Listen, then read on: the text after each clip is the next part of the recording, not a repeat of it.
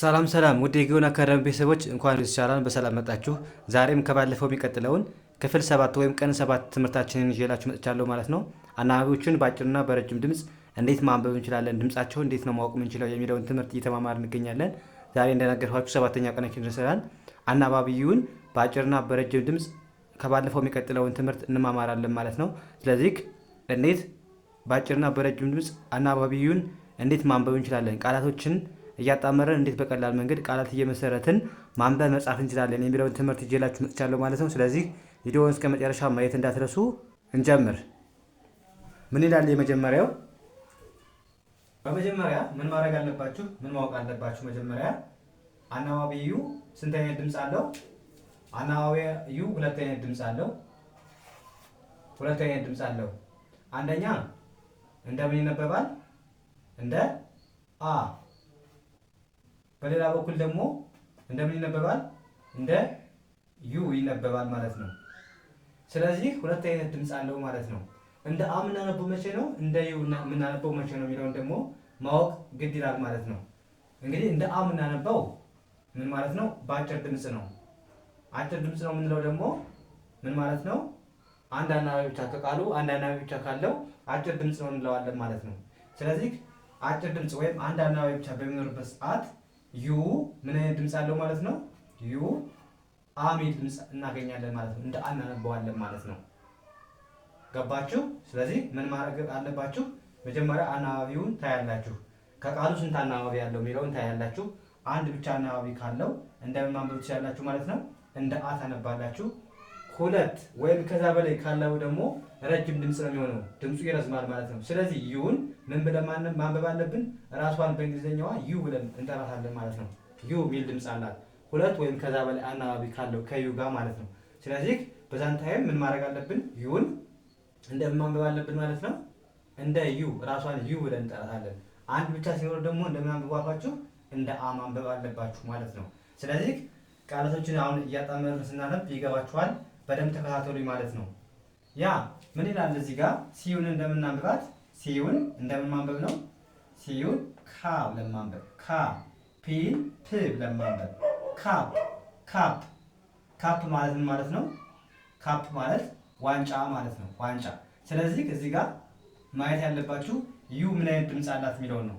ሲዩን እንደ ካ ነው ያነበብናት እንጂ እንደ ዩ ሚል ድምፅ የላትም እዚህ ጋር። ስለዚህ አ ሚል ድምፅ ነው ያላት አንድ ብቻ ስለሆነ፣ ስለዚህ ሲዩን ካ ፒን ፕ ካፕ።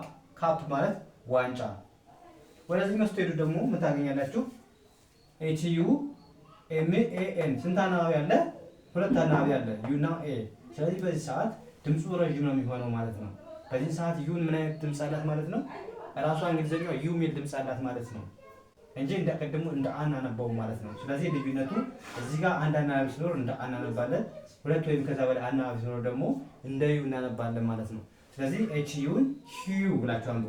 ሂዩ ኤም ኤን ማ ኤንን እንደ ን ሂዩማን ሂዩማን ሂዩማን። አያችሁ ዩ ሚል ድምፅ አለ። ሂዩ ስትሉ ዩ ሚል ድምፅ አለ ማለት ነው በውስጡ። ስለዚህ ሂዩማን ሂዩማን ማለት ሰው ማለት ነው። ሰው አያችሁ እዚህ ጋር ዩ ምን አይነት ድምፅ አላት? ራሷ እንግሊዝኛው ዩ ሚል ድምፅ አላት። እዚህ ጋር ደግሞ አ ሚል ድምፅ አላት ማለት ነው። ያ ወደዚህ ነው። አሁንም ሲዩን ይቅርታ፣ ጂዩን እንደማንበብ አለብን። ጂዩን እንደ ጋ እንደ ጋ፣ ኤንን እንደ ን ጋን ጋን ጋን ማለት ምን ማለት ነው? ሽጉጥ ማለት ነው። አያችሁ እዚህ ጋር ዩን እንደምናነበባችሁ እንደ አ ነው የምታነቡት፣ አንድ ብቻ ነው ያለው። ስለዚህ ጂዩን ጋ ብለን አነበብን። ኤንን ን ጋን ጋን ጋን ማለት ሽጉጥ። ወደዚህ ነው ስትሄዱ ግን ስንት አናባቢ ታገኛላችሁ? ሁለት፣ ዩና ኤ። ስለዚህ በዚህ ሰዓት ዩ ምን አይነት ድምፅ አላት? ራሷ እንግሊዝኛዋን ዩ ብለን መጥራት አለብን። ስለዚህ ቲን እንደ ት፣ አርዩን እንደ ሩ ሩ። ከዛ ሁለት አናባቢዎች በአንድ ከመጡባችሁ የመጀመሪያውን አናባቢ ስለምታነቡት ኢን አታነቡ ማለት ነው። ስለዚህ ትሩ ትሩ ብላችሁ ታነባላችሁ። ትሩ ማለት ምን ማለት ነው? እውነት ማለት ነው። እዚህ ጋር በዋናነት ዩ ሚል ድምፅ አለው፣ እዚህ ጋር ደግሞ አ ሚል ድምፅ አለው ማለት ነው። ያ ወደዚህኛው እንዴት ኤች ዩን እንደምናንበበው እንደ ሃ፣ ኤች ዩን ሃ ብለን ማንበብ። ቲን ት ሃት ሃት ሃት ማለት ምን ማለት ነው? ጎጆ ማለት ነው። አያችሁ እዚህ ጋር አ ሚል ድምፅ አላት ዩ ማለት ነው እንጂ ዩ ሚል ድምፅ የላትም። እዚህ ጋር እንደ አ ምናነባል። ሃት ሃት ማለት ጎጆ ማለት ነው። ወደዚህ ስትሄዱ ደግሞ ስንት አናባቢ ታገኛላችሁ? ዩ ኢ ሁለት አናባቢ አለ። ስለዚህ በዚህ ሰዓት ዩ ምን አይነት ድምፅ አላት ማለት ነው? ራሷን እንግሊዝኛውን ዩ ብለን እንጠራታለን ማለት ነው። ስለዚህ ጂዩን ጂዩ ብለን እናነባለን። ጁ ኤንኤን ን ጁን ጁን ጁን ብለን እናነባለን ማለት ነው። አያችሁ ልዩነቱ? እዚህ ጋር እንደ ዩ አነበብናት፣ እዚህ ጋር እንደ አነበብናት ማለት ነው። ያ ወደዚህኛው እንሂድ። ዲዩን እንደምናነባት ዲዩን እንደ ዳ ዳ ኤልን ል ብለን ማንበብ ዳል ዳል ዳል ማለት ደብዛዛ ማለት ነው። አያችሁ ዩን እንደ አነበብናት ዳል ደብዛዛ ማለት ነው። እዚህ ጋርስ ዩን እንደምናንበባት እንደ ሩ ሩ ዩ የሚል ድምፅ አለበት ውስጥ ሩ ኤልኢን ል ሩል ሩል ሩል ማለት ነው ህግ ማለት ነው። አያችሁ ልዩነቱ? ዩ የሚል ድምፅ አለ፣ ሁለት ወይም ከዛ በላይ አናባቢ ካለው ህግ ሩል ብለን እናነበዋለን ማለት ነው። ያ ይሄኛውስ ዩን እንደማንበብ ነው እንደ አ ጂን እንደ ግ ኤልን እንደ ል ዋይን እንደ አግሊ አግሊ ምን ማለት ነው? አስቀያሚ ማለት ነው። አግሊ ዩ እንደ አነበብናት ማለት ነው። ብቻ አንድ አናባቢ ብቻ ነው ያላት። ስለዚህ አንድ አናባቢ ትኖራት ዩ ራሷ አሚ ድምፅ ስላላት አግሊ ብለን እናነባታለን ማለት ነው። እዚህ ጋር ስትሄዱ ደግሞ ስንት አናባቢ ታገኛላችሁ? ሁለት አናባቢ ታገኛላችሁ ዩ ኢ። ስለዚህ በዚህ ሰዓት ድምፁ ስለሚረዝም ዩን እንደማንበብ አለባችሁ እንደ ዩ ሩ ሩ ኤልኢን ረ አርን ር ሩለር ሩለር ሩ የሚል ድምፅ አለ፣ ዩ የሚል ድምፅ ያለ በውስጥ ማለት ነው። ሩለር ስትሉ ምን ማለት ነው? ማስመሪያ ማለት ነው። ያ እዚህ ጋር መያዝ ያለባችሁ ምንድን ነው? መጀመሪያ አናባቢዩ ስንት አይነት ድምፅ አለው? ሁለት አይነት ድምፅ አለው። አንዴ እንደ አናነበው አይደል? አንዴ እንደ ዩ። እንደ አ የምናነበው መቼ ነው ከተባላችሁ እንደ አ የምናነበው ከቃሉ አንድ አናባቢ ብቻ ሲኖረው። ሉክ እዚህ ጋር ስንት አናባቢዎችን ነው የምታዩት? እዚህ ጋር እነዚህ ቃላቶችን እዩ። አንድ ብቻ አናባቢ ያለው፣ ሁለት አናባቢ የለም። ስለዚህ ዩ ብቻ ነው። ስለዚህ ዩ ብቻ ራሱ ዩ ብቻ በሚሆንበት ጊዜ እንደምታነባላችሁ ማለት ነው እንደ አ ታነባላችሁ። ሌላ አናባቢ ከሌለው ከቃሉ አሁን ለምሳሌ እዚህ ጋር ሌላ አናባቢ ቢኖር ድምፁ ይቀየራል ማለት ነው። ስለዚህ ዩ ብቻ ሌላ አናባቢ ሲኖረው ዩ ብቻ በሚመጣበት ሰዓት ምን ብላችሁ ማንበብ አለባችሁ ማለት ነው? እንደ አ ታነባላችሁ። እንደ ዩ የምታነቡት ደግሞ እንደ ዩ የምታነቡት ሁለት ወይም ከዛ በላይ አናባቢዎች ሲኖሩ፣ ለምሳሌ እዚህ ጋር ዩ ስንት አናባቢዎች ታገኛላችሁ? እዚህ ጋር ሁለት አናባቢ አለ። ሁለት ወይም ከዛ በላይ አናባቢ ካለው ድምፁ ረጅም ነው ማለት ነው። በዛን ታይም ምን ታደርጋላችሁ? ዩን ራሷን እንግሊዝኛውን ዩ ብላችሁ መጥራት ትችላላችሁ። ድምፁ ዩ የሚል ድምፅ ነው የሚኖረው ማለት ነው። ስለዚህ በዋናነት እንደዚህ መያዝ አለባችሁ። በቀላል መንገድ ለማንበብ ለመጻፍ የምትችሉ በዚህ መልኩ ነው ማለት ነው።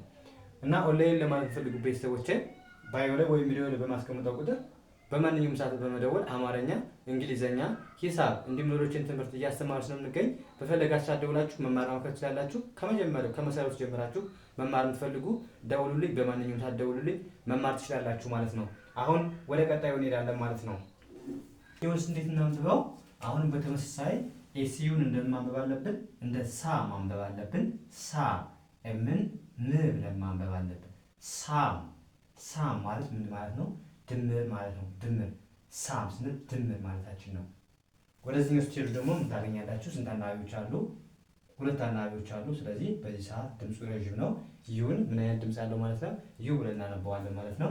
ኤፍን እንደ ፍ ማንበብ፣ አርን እንደ ር ቅርታ አር ዩን እንደ ሩ የሚል ድምፅ አለ። ሩ ዩ የሚል ድምፅ አለ በውስጥ ፍሩ አልን ቲን ት ብለን ማንበብ ፍሩት ፍሩት ፍሩት ማለት ፍራፍሬ ማለት ነው። ፍራፍሬ አያችሁ እዚህ ጋር ዩ የሚል ድምፅ አለው ፍሩትስ ጥሩ ማለት ነው።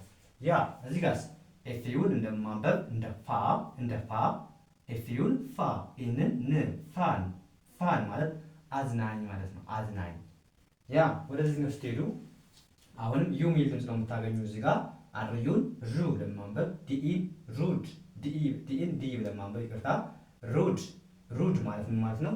ጨካኝ ማለት ነው። ጨካኝ ሩ ስትሉ ዩ የሚል ድምፅ አለ ማለት ነው። ሩድ ሩድ ያ ይሄኛውስ ዲዩን እንደማንበብ ነው። እንደ ዳ ጂን ግ ለማንበብ ዳግ ዳግ ማለት ቆፈረ ማለት ነው። እዚህ ጋር ስትመጡ ደግሞ ቲዩን እንደማንበብ ነው። አሁንም ቱ የሚል ድምፅ አለ ዩ የሚል ድምፅ አለ ማለት በውስጥ ቱ ስትሉ ዩ የሚል ድምፅ አለ መጨረሻ ላይ ቱ ኢን ቱን ማለት ነው። ዜማ ማለት ነው። ዜማ እዚህ ጋር ምን አይነት ድምፅ አለ ማለት ነው? ዩ የሚል ድምፅ አለ። እዚህ ጋር አ የሚል ድምፅ አለ ማለት ነው። ያ እዚህ ጋር ኤስዩን እንደማንበብ አለብን። እንደ ሳ ኤንን ን ብለን ማንበብ አለብን። ሳን ማለት ነው። ፀሐይ ማለት ነው። እዚህ ጋር አ የሚል ድምፅ አለ። እዚህ ጋር ስትሄዱ ደግሞ ጂ እንደ ግ ማንበብ እንጂ እንደ ግ ስለሚነበብ ግ ብላችሁ አንብቡ። ኤልዩን እንደ ሉ አሁን ሉ ግሉ ግሉ ኢ አትነበብም። ምክንያቱም ሁለት አናባቢዎች በአንድ ላይ ከመጡባችሁ ተከታትለው ማለት ነው። ለምሳሌ ዩም ኢም አናባቢ ናቸው አይደለ? ስለዚህ ዩን አንብባችሁ ቀጥሎ ያለውን አናባቢ አታነቡም ሁሌም ማለት ነው።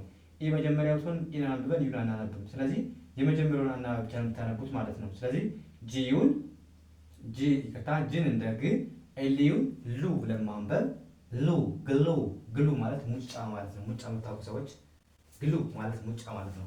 ያ እዚህ ጋር ቢዩን እንደማንበብ ነው። እንደ ባ ጂን እንደ ግ ባግ ባግ። እዚህ ጋር አሁን ዩ እንደ አ ነው የሚነበበው ማለት ነው። እንደ አ። ስለዚህ ባግ ማለት ነፍሳት። ባግ አሁን ለምሳሌ እንደ ኤ የሚጻፍ አለ ባግ የሚለው ባግ ኤ ከሆነች እዚህ ጋር በዩ ቦታ ኤ ብትሆን ቦርሳ ማለት ይሆን ነበር። እዚህ ጋር ግን ዩ ነው፣ ግን ሲነበብ ድምፁ ተመሳሳይ ነው፣ ግን ትርጉማቸው የተለያየ ነው ማለት ነው። ስለዚህ ባግ ማለት ምን ማለት ነው? ነፍሳት ማለት ነው። ወደዚህ ውስጥ ሄዱ ደግሞ አሁንም ሲን እንደማንበብ ነው። ብቻዋን ከሆነች እንደ ክ ነው የምታነቧት። ክ ኤልዩን ሉ ብላችሁ ማንበብ ክሉ ክሉ ማለት ማለት ምልክት ማለት ነው። ያ በዋናነት እንግዲህ እንደነገርኳችሁ መጀመሪያ አናባቢዎችን ድምፅ ምን ማለት ነው? አናባቢዎች አሁን ለምሳሌ ዩ በአጭር ድምፅና በረጅም ድምፅ ልዩነታቸውን በደንብ ማወቅ እንደ ዩ እና እንደ አ እንደሚነበብ። ስለዚህ እንደ አ የሚነበብ አንድ አናባቢ ብቻ ሲኖር ነው ብያችኋለሁ። ከቃሉ አንድ አናባቢ ብቻ ካለ እንደ ዩ ታነባላችሁ። ከቃሉ እዚህ ጋር እንደምታዩቸው ሁለት ወይም ከዛ በላይ አናባቢ ካለው እንደ ዩ እንደምታነቡ መያዝ ብቻ ነው የሚጠበቅባችሁ። ከዛ በኋላ በራሱ ይገባችኋል ማለት ነው። ስለዚህ እናንተ እነዚህ ሩሎችን ብቻ ተከትላችሁ መያዝ ብቻ ነው የሚጠበቅባችሁ ማለት ነው። እና በዚህ መልኩ ተረዱ። ዛሬ አናባቢ ዩን በአጭር ድምፅና በረጅም ድምፅ አይተናል። ቀጣይ ደግሞ ኦ እናያለን ማለት ነው። ስለዚህ እናንተ ከመጀመሪያው ጀምራችሁ የለቀቅናቸውን ቪዲዮዎች ካያችሁ በእርግጠኝነት አሪፍ ለውጥ ታገኛላችሁ ማለት ነው። ስለዚህ ከቀን አንድ ጀምራችሁ አናባቢ ኤንም ኦን አልሰራንን፣ ዩን ዛሬ ሰራን፣ ኢን ሰርተናል፣ አይንም ሰርተናል። ገብታችሁ ማየት ትችላላችሁ ማለት ነው። እንዴት ማንበብ እንደምትችሉ ባጭርም በረጅም ድምፅ ቃላቶችን እንዴት እያጣመረን ማንበብ እንችላለን የሚለውን ትምህርት ተማምረናል ማለት ነው። ስለዚህ ዛሬ አናባቢ ዩን በአጭርና በረጅም ድምፅ አይተናል። እናንተም በደንብ ፕራክቲስ አድርጉ፣ ተለማመዱ እና የዛሬ ክላሳችን እዚህ ጋር እናበቃለን። እና ደግሞ ኦንላይን ለማለት ፈልጉ ቤተሰቦቼ ባዮ ላይ ወይም ቪዲዮ ላይ በማስቀመጠው ቁጥር በማንኛውም ሰዓት በመደወል አማርኛ፣ እንግሊዝኛ፣ ሂሳብ እንዲሁም ሌሎች ትምህርት ያስተማሩ ስለሚገኝ በፈለጋችሁ ሰዓት ደውላችሁ መማር መከታተል ትችላላችሁ ማለት ነው። ከመሰረቱ እንግሊዝኛን ከመሰረቱ አማርኛን ሁሉንም ከመሰረቱ መማር ትችላላችሁ ማለት ነው። ስለዚህ የዛሬ ክላሳችን እዚህ ጋር እናበቃ። ቀጣይ በሌላ ትምህርት እስከምንገናኝ መልካም ጊዜ ተመኘሁላችሁ። ሰናይ ጊዜ